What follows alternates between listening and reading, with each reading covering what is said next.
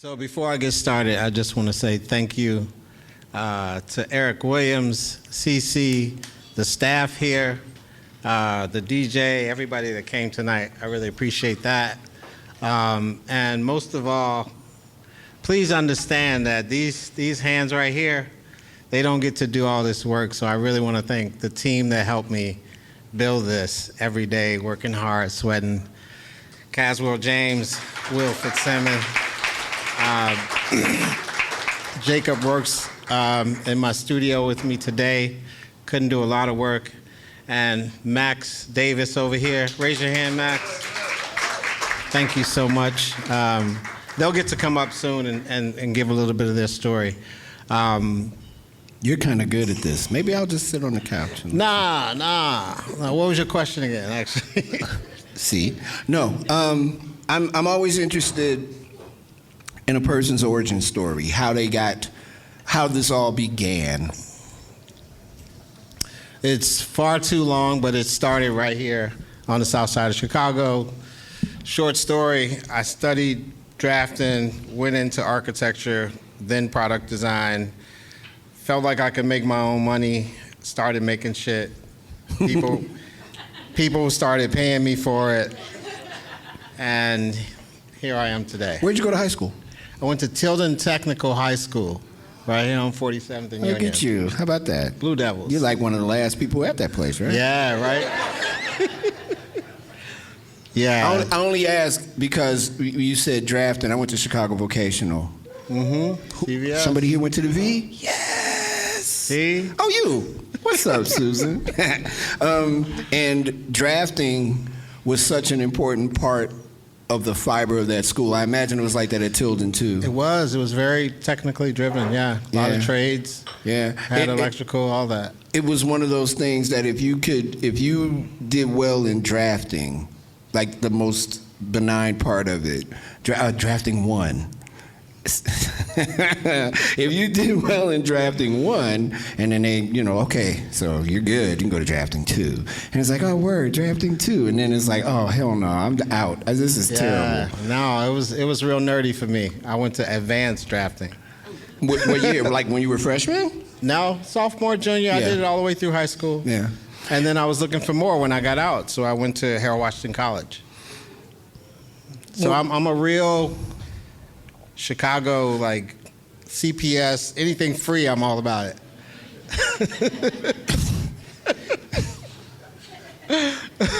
I know why that is more funny than y'all know why it's funny, but it's funny.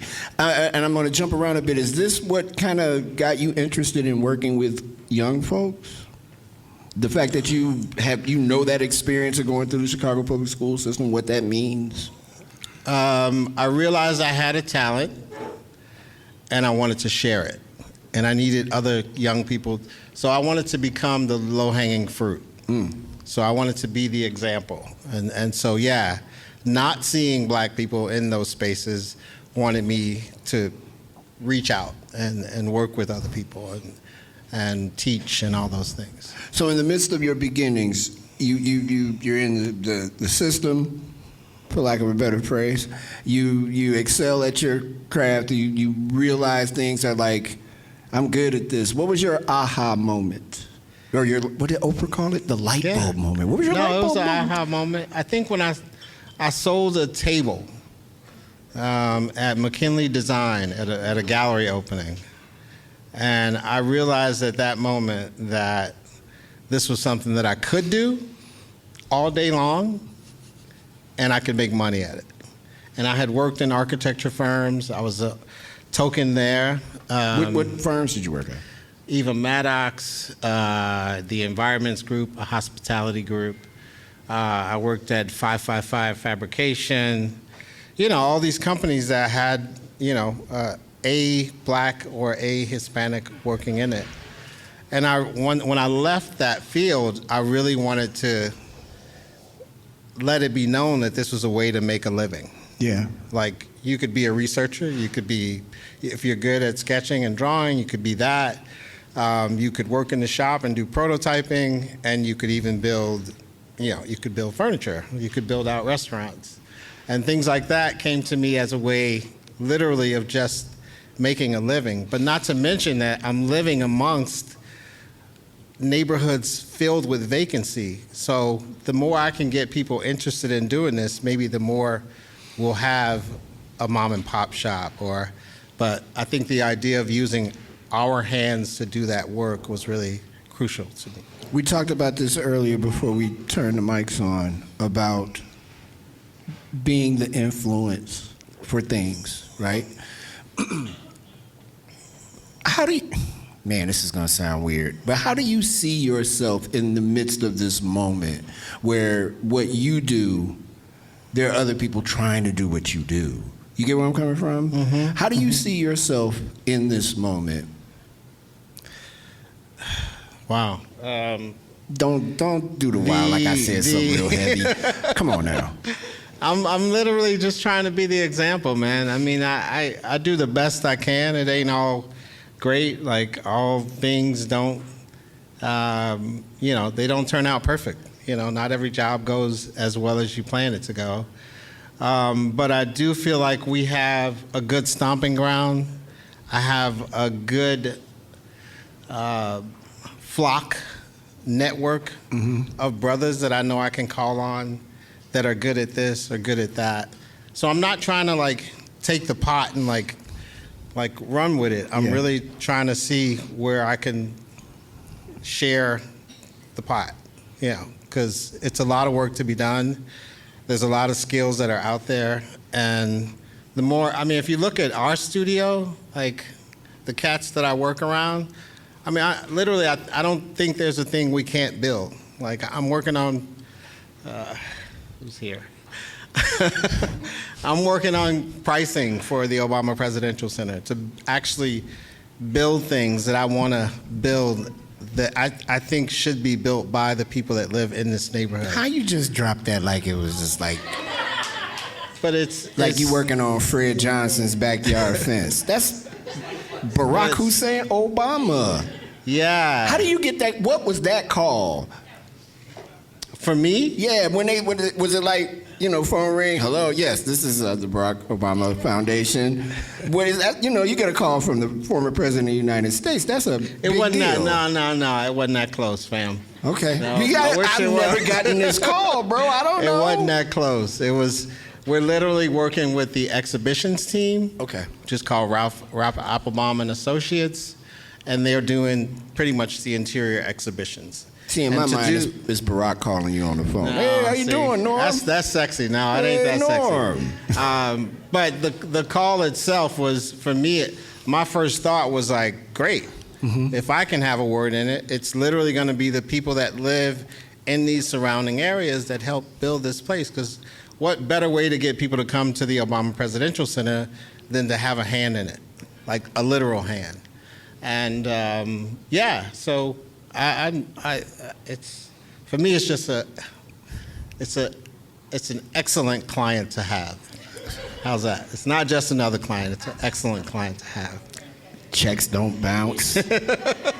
Before we talk about arts and public life, the stuff that you create, like for Silverroom, for example, you helped the design of the new Silverroom during COVID. Yeah. What was, I talk to Eric about this all the time, but what was that like in the midst of the pandemic to have that charge of redesigning Silverroom? And you do something like Bronzeville Winery, when we do Connect South Shore, all the stuff people sit on there is you, block party, all those things. When you get that call, is it, and sometimes you have to do it like, you don't have the time element that you would like to have, I imagine. Yeah. We got the call from Ann Louie from Future Firm, because I want to give a big applause to Ann Louie, because the design of this space came from a Are very the Future Firm folks here? special. Are Pardon? the Future Firm folks here? Are they here? No. Oh. Very special designers who care just as much about this community and worked really diligently with Eric to get the design just right. We came in with a few additional salt and peppers to add to that, but to work during COVID was was actually a pleasure. Like, it was probably the busiest time the studio has ever had.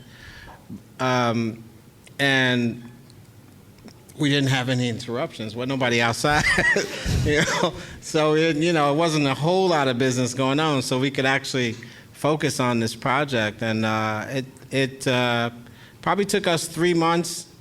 And working with Eric is always. It's usually kind of tough working with Eric. I don't know if anybody's worked with Eric because he's very opinionated. He's traveled all over the world.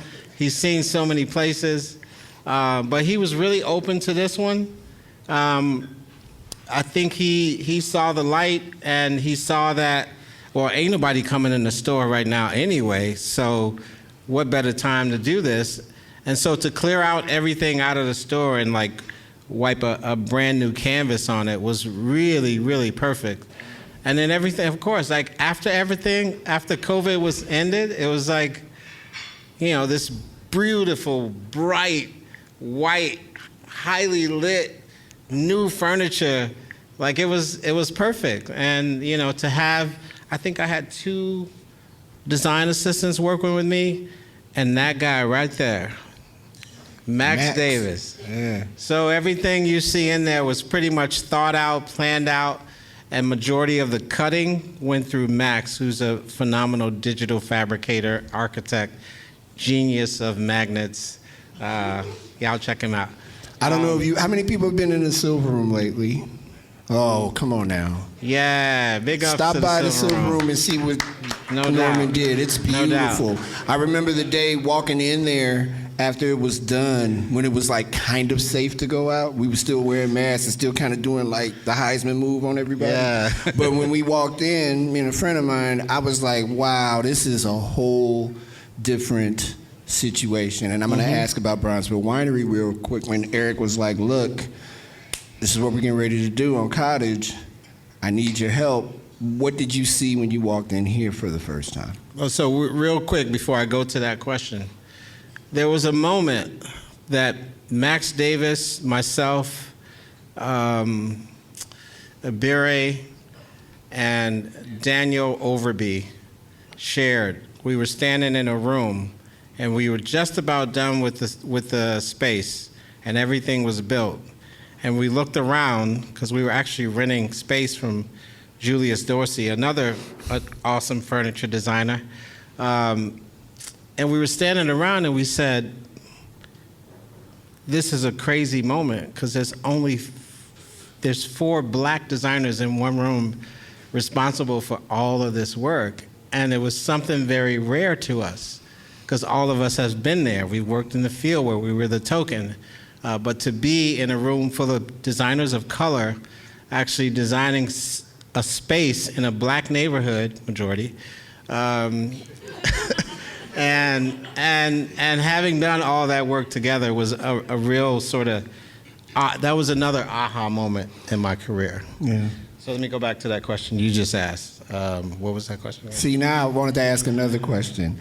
In your goings about throughout your career, you talked a couple of times tonight about being the only black person in a room, or the only black male in a room. Yeah. And then you're in this room with these other designers who all look like you. How do you then say, there is nothing I cannot do, and I do not need the help of, or are you still open to the inclusivity and the diversity of help? I've been saying that for years.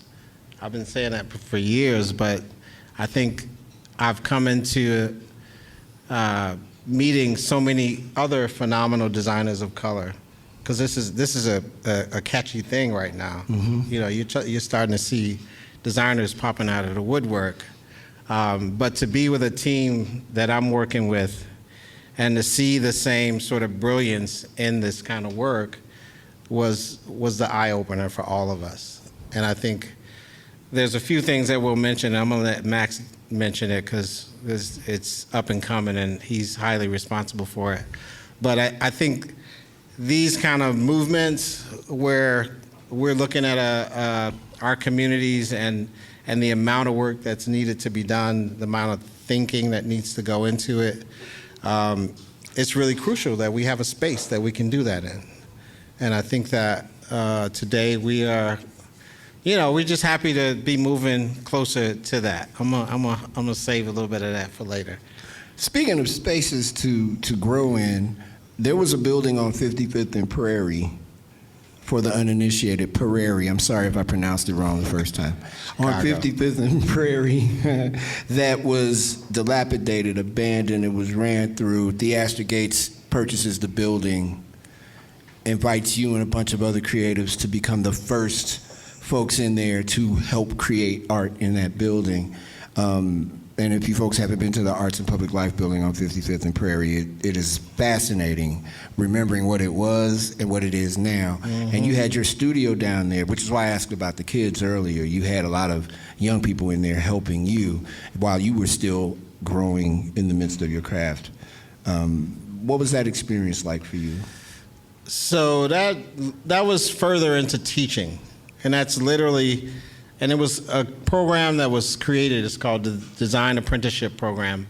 And it was literally created to allow young people to come in, think about the needs of their neighborhood, and then work with me and this really beautiful wood shop that they had to build things within their neighborhood. So literally, we spread out, started talking to neighbors, and literally found out, what the needs were. And we were like, doing signage for, I don't know if y'all know Miss Lee, who used to have, yes. What's the name of her place? It was Miss Lee's Good Food, I think. Yeah, Miss Lee had a soul food joint right on 55th. And they were doing signage for that, and they were building benches for this. And I think it's just and this is the beauty of that. So that was 2012. 3 years ago, I ain't gonna get teary. I said I ain't gonna cry to this. But 3 years ago, one of those students came back to me and said she just graduated from Southern Illinois with an urban planning degree, and she was now starting her own business. And I was like, done. Like that's all these little spurts are all about. I think that we're all trying to plant seeds in whatever way we can, and the fact that we actually get to see them sprout is really that's why I teach. Yeah. And so the design apprenticeship program went on. I think it's still going on now. One of my previous apprentices actually teaches the class now. Wow. So I think it's important to have this type of easy to access, and I think a lot of the students are paid to take these classes, which is even better because those incentives come in twofold. They get some money in their pocket, and they get to work in the community. And so those are the reasons why I teach. I remember seeing those little kids. Y'all can clap for that, because I saw you wanting to.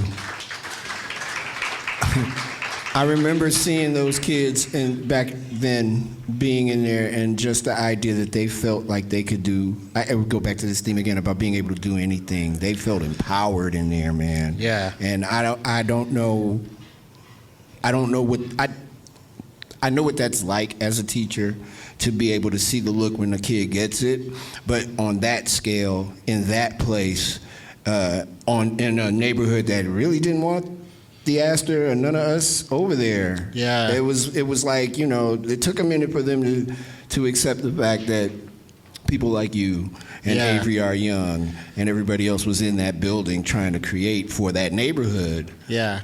I think it takes people with big visions, and I think the Astor has found a way to really convince, knock down walls, get the bullshit out the way, and literally get down to business.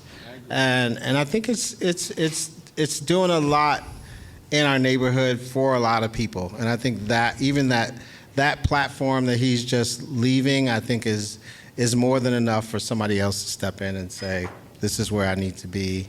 This helped me to get somewhere else, et cetera, et cetera. And before we go to our second tasting, why the color orange? I've known you since, for a long time.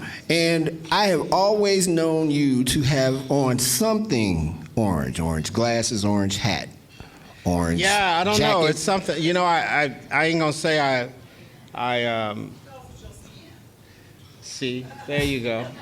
besides the that, answer. I love that. But if you look up what like all these different colors mean, orange actually represents happy. And so when I realized that, and I had my hat, which I'm trying to give it up. My wife trying to get me to it's not give it happening. up. You see there? I see it too. I'm digging my orange. I got on my orange shoes for you today. I was Yes, you do. Norm's gonna have on something orange. I could put money on that on FanDuel that you'll have on something orange. I learned about the color orange at Chicago Vocational High School, and that's how we will wrap up our first segment of this program. Really? Look at that. Yeah, I was in drama class, and they made us learn what all the colors meant and why McDonald's advertises with red and yellow, because those colors make people hungry. Yeah. Yeah. Burger King does all of them. Don't get me started. But that's not why you called. We're going to have our second tasting, and then we're going to invite Norman's team up. I just want to say this to you, adjacent of nothing. I love you very much. I've always thought that when I see you, I know that you're one of the smartest people I'm going to talk to that day. And the work that you've done with these young people in Chicago is phenomenal. Can we make some noise for my man, Norman Teague? Thank you, bro.